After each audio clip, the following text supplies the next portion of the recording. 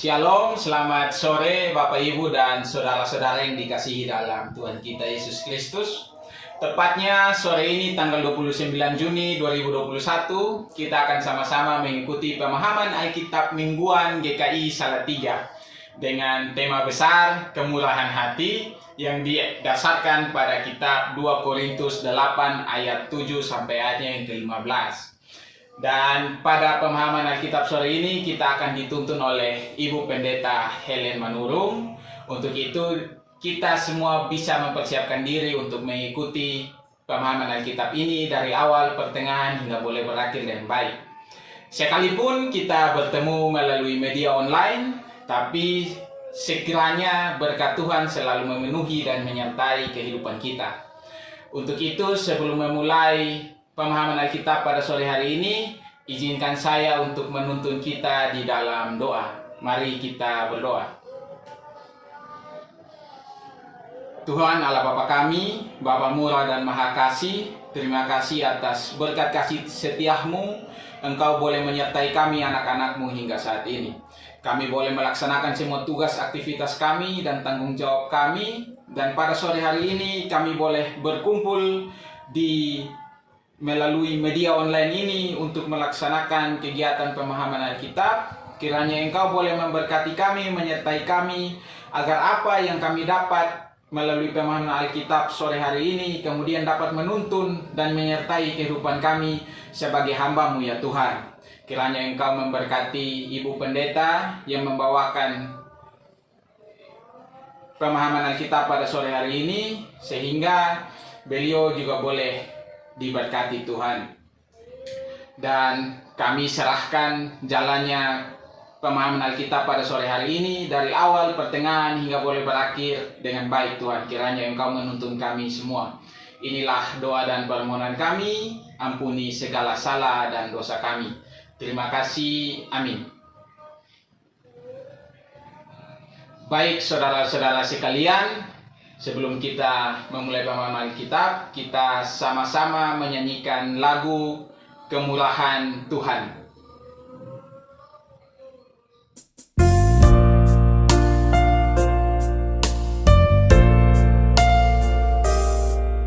Oleh karena kemurahan Tuhan, ku ada sampai hari ini. Karena kebaikan Tuhan, janji-Mu terjadi bagiku. Ku sembah Kau Tuhan, ku mengangkat tanganku. Selamanya Kau ajaib bagiku. Ku sembah Kau Tuhan, mengangkat wajahku. Selamanya Kau hebat bagiku.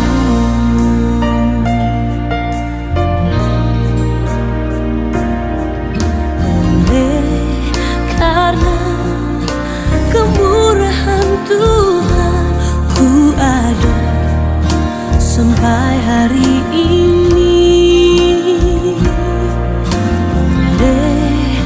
Karena kebaikan Tuhan, janji-Mu terjadi bagiku.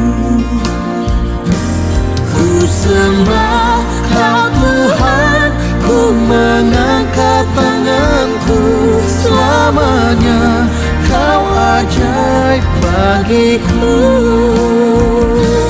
Ku sembah Kau Tuhan, ku mengangkat wajahku. Selamanya Kau hebat bagiku. Ku sembah Kau Tuhan, ku mengangkat tanganku. Selamanya Kau ajaib bagiku. Ku sembah Kau Tuhan, ku mengangkat wajahku. Selamanya Kau hebat bagiku. Ku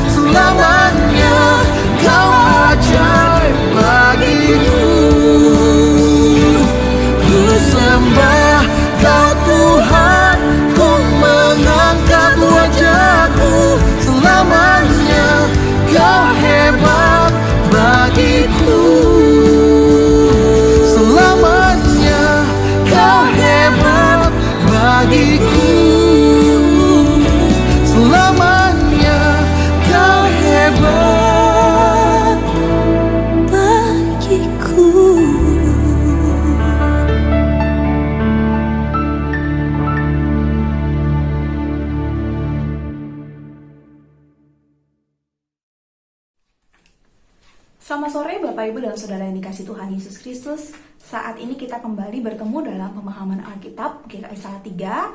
Saat ini bersama dengan saya Pendeta Helen Ruth Manurung. Kita akan ber-PA dengan tema kemurahan hati.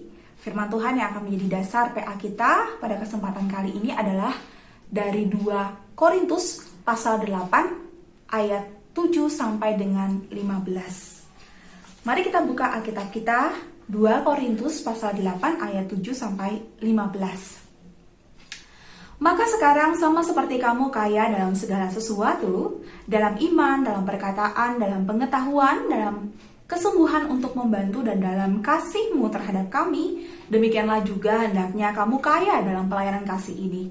Aku mengatakan hal itu bukan sebagai perintah, melainkan dengan menunjukkan usaha orang-orang lain untuk membantu.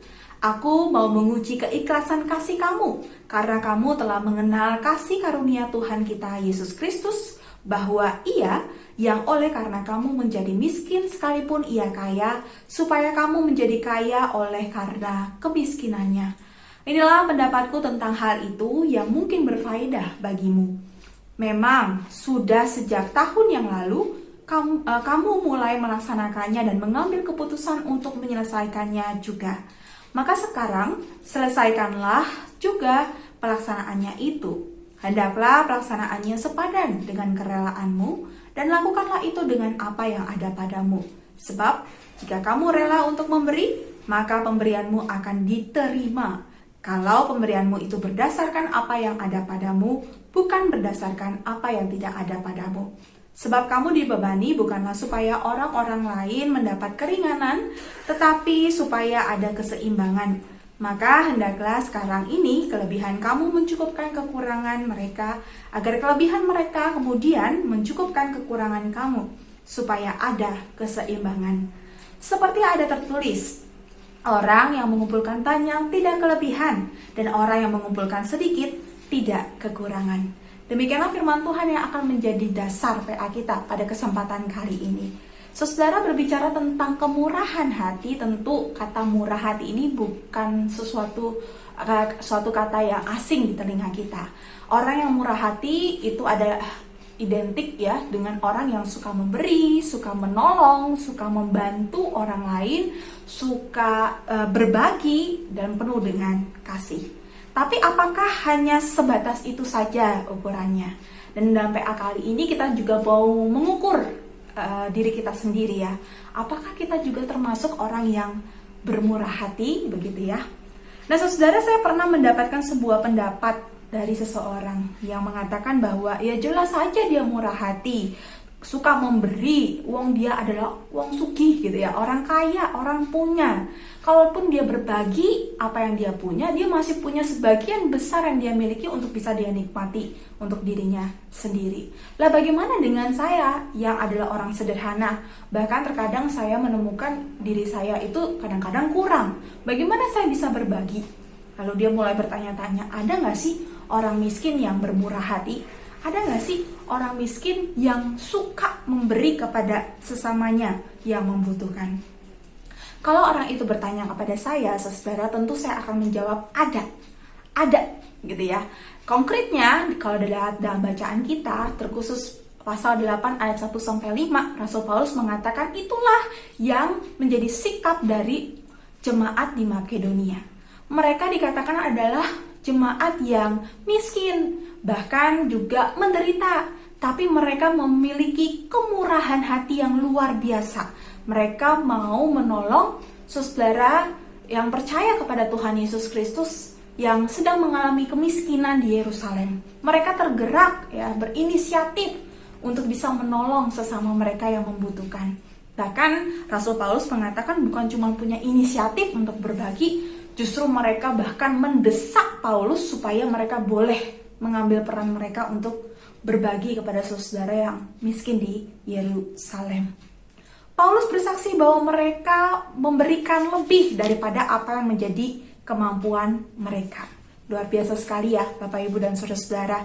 Maka dari itu bacaan kita ini sebenarnya adalah sebuah peringatan dari Rasul Paulus kepada jemaat di Korintus supaya mereka juga bisa melakukan hal yang sama. Istilah yang digunakan Paulus di sini adalah pelayanan kasih, yaitu untuk bermurah hati, berbagi, memberi kepada yang membutuhkan. Contohlah seperti jemaat di Makedonia, ya, mereka dalam kekurangan mereka, kemiskinan, keadaan miskin yang mereka alami, dalam penderitaan yang mereka alami, tapi mereka punya sebuah karunia untuk bisa bermurah hati kepada yang membutuhkan. Ingat saudara, Kristus pun, Paulus mengingatkan, ingatlah jemaat di Korintus bahwa Kristus pun yang kaya itu, ya, tapi telah rela menjadi miskin oleh karena kita, ya. Dia yang adalah anak Allah mau datang ke dunia hanya sebagai seorang manusia yang penuh dengan keterbatasan, ya, dan juga kemiskinan. Dan dengan begitu itu menunjukkan kerendahan hati Yesus yang bermurah hati untuk menunjukkan kasih-Nya kepada kita umat manusia.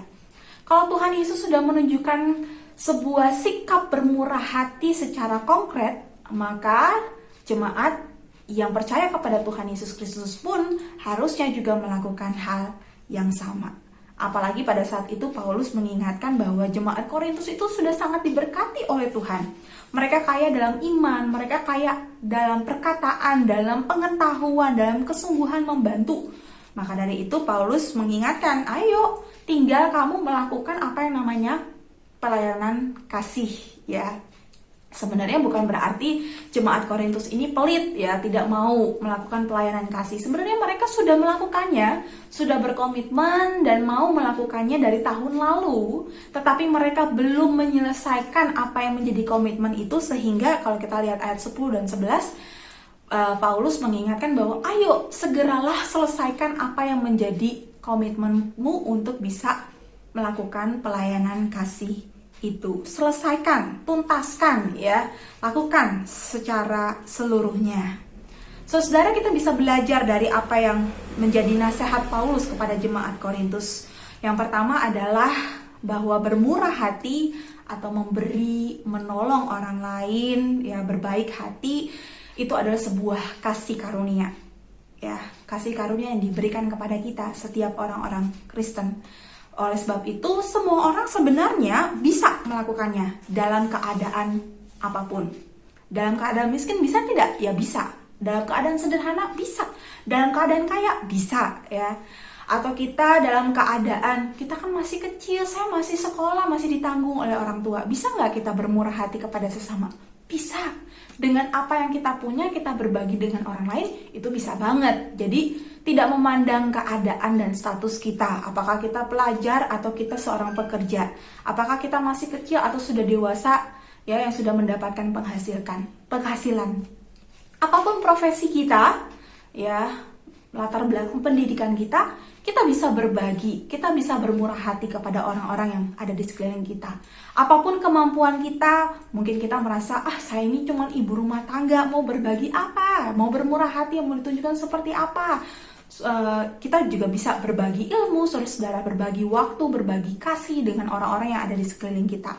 Nah, sekarang mungkin kita banyak melihat orang berbagi resep, berbagi ilmu pengetahuan, ya, di YouTube atau di media sosial. Itu juga adalah bagian kita mau berbagi, peduli kepada orang lain, ya.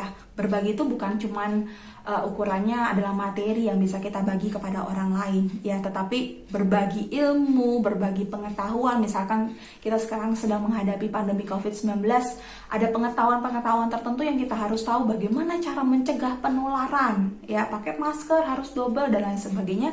Itu kita bisa sharekan kepada orang-orang di sekeliling kita, ya, keluarga kita, sahabat kita, kerabat kita. Tapi tentunya jangan menyebarkan berita yang hoax, yang berita bohong gitu, ya, tetapi harus berita yang betul-betul benar. Nah, itu juga adalah bagian dari kita bisa berbagi. Lalu hal yang kedua, saudara, bermurah hati itu harus berdasarkan kerelaan. Rasul Paulus mengingatkan berulang-ulang, ya, kamu harus memberi sesuai dengan kerelaanmu. Ini bukan sebuah perintah. Perintah yang artinya, ya, orang kalau diperintah, ya, kadang-kadang juga terpaksa untuk bisa melakukannya. Tetapi Rasul Paulus ingin menguji kerelaan hatimu untuk bisa berbagi kasih kepada sesama. Nah, ini artinya kita harus bermurah hati karena kita rela ikhlas melakukan itu, tidak dengan tujuan yang salah. Ada orang yang mau menunjukkan dirinya bermurah hati untuk pamer, supaya orang mengakui keberadaannya. Oh iya, dia memang bermurah hati, jadi tidak dengan tujuan yang positif. Atau supaya dia kelihatan orang Kristen, ya mau nggak mau lah supaya orang tahu kalau saya orang Kristen, begitu ya. Atau supaya mendapatkan ucapan terima kasih atau sebuah pujian. Kalau itu tujuan kita untuk bermurah hati, itu adalah sebuah tujuan yang salah yang tidak sesuai dengan kehendak Tuhan. Harusnya berdasarkan prinsip kerelaan hati, keikhlasan, ya. Lalu yang ketiga adalah bermurah hati adalah kehendak Allah supaya ada keseimbangan. Ketika kita mau bermurah hati berbagi kepada sesama kita, bukan hanya satu pihak yang mendapatkan keuntungan, begitu ya. Bukan hanya yang lemah yang menjadi kuat karena dibantu, tetapi sebenarnya dua-duanya. Ya, kalau kita bermurah hati nih, misalkan kita memberi bantuan dana ya kepada orang yang membutuhkan. Yang terbantu itu bukan hanya mereka yang membutuhkan itu menjadi tertolong, tetapi juga kita ya yang menolong itu juga terbantu mendapatkan keuntungan. Karena kenapa saudara? Hidup ini adalah soal keseimbangan ya. Kalau kita memiliki harta, misalkan contoh konkretnya kita punya harta terlalu banyak, itu bisa berpotensi kita bisa tamak, kita bisa sombong, lupa daratan begitu ya. Tapi kalau kita memiliki terlalu sedikit atau berkekurangan, itu juga bisa berpotensi untuk membuat kita jatuh dalam berbagai-bagai dosa. Itu sebabnya ada orang yang akhirnya memutuskan untuk mencuri atau melakukan hal yang tidak baik hanya untuk mencukupkan kebutuhan. Nah, kalau ada kata saling tolong menolong, artinya ada keseimbangan di sana. Dan yang kaya tidak terlalu sombong, tamak, lalu yang miskin tidak melakukan kejahatan untuk bisa mendapatkan apa yang menjadi kebutuhannya. Bukankah itu adalah sebuah keseimbangan yang ingin dinyatakan Allah di dalam kehidupan kita? Makanya Tuhan selalu mengingatkan kita, mengajarkan kita untuk selalu tolong-menolong kepada sesama kita. Jadi saudara yang dikasih Tuhan Yesus Kristus, kita memberi itu karena kita sudah terlebih dahulu diberi oleh Tuhan. Betul ya? Apa yang kita punya, apa yang kita miliki saat ini adalah pemberian Tuhan. Nah, kalau kita sudah menerima, Tuhan juga mau kita memberi seberapa. Ini bukan soal seberapa banyak yang kita beri, tapi ini seberapa kita peduli pada orang lain dan mau tergerak untuk berbagi kepada sesama. Kita bermurah hati ya karena Tuhan kita sudah terlebih dahulu bermurah hati kepada kita, sehingga kita juga tergerak untuk bisa bermurah hati kepada sesama kita. Saudara, sampai di sini dulu pengantar PA dari saya. Nanti setelah ini, saudara dipersilakan untuk bisa berdiskusi di kelompok-kelompok atau di keluarga saudara-saudara masing-masing. Ada 2 pertanyaan sesuai yang ada di warta. Yang nomor 1 adalah, apakah sikap murah hati masih relevan dimiliki orang Kristen masa kini? Mengapa? Coba kita renung-renungkan ya. Misalkan dalam pandemi ini masih relevan gak sih kita bermurah hati? Kita aja susah, sulit begitu ya. Masa sih kita masih dituntut untuk bermurah hati? Mengapa? Begitu ya. Lalu yang kedua adalah, apa wujud kemurahan hati yang dapat kita praktekkan dalam hidup saat ini ya. Jadi kita belajar untuk merenung-renungkan apakah saya sudah termasuk dari kriteria bermurah hati itu. Dan kalaupun sudah, kita teruskan ya, kita lakukan lagi tindakan bermurah hati. Dan kalaupun belum ya, kita komitmen untuk bisa melakukannya. Tapi konkretnya apa? Apa yang bisa kita lakukan untuk menunjukkan sikap bermurah hati sebagai anak-anak Tuhan? Baik saudara, nanti akan dilanjutkan di diskusi kelompok atau di keluarga saudara. Namun sebelumnya, mari saya akan mengakhiri pengantar PA ini dalam doa. Mari kita berdoa. Bapa kami yang bertata di dalam kerajaan surga, kami bersyukur kepadamu untuk firman Tuhan yang tidak pernah berhenti untuk membekali kehidupan kami. Hari ini kami belajar tentang kemurahan hati Kami belajar tentang kemurahan hati-Mu yang luar biasa bagi kami, dan biarlah itu boleh menggerakkan kami, anak-anak-Mu, untuk boleh juga bermurah hati kepada sesama kami. Tujuan kami bukan hanya sekedar membantu orang lain, tetapi supaya ada keseimbangan di dalam kehidupan ini. Tuhan menolong kami, memimpin hidup kami, terkhusus ketika kami menghadapi pandemi COVID-19, ada begitu banyak kesulitan-kesulitan yang kami alami. Namun biarlah semua itu tidak menjadi sebuah rintangan atau batu sandungan bagi kami untuk menunjukkan sikap hidup bermurah hati. Namun itu mengasah iman percaya kami, bahkan mengasah kasih kami yang boleh kami tunjukkan kepada sesama. Terima kasih ya Bapa, inilah ungkapan syukur dan permohonan kami. Dalam nama Tuhan Yesus kami memohon. Amin. Saudara, selamat melanjutkan PA di kelompok-kelompok atau di keluarga masing-masing. Tuhan Yesus memberkati.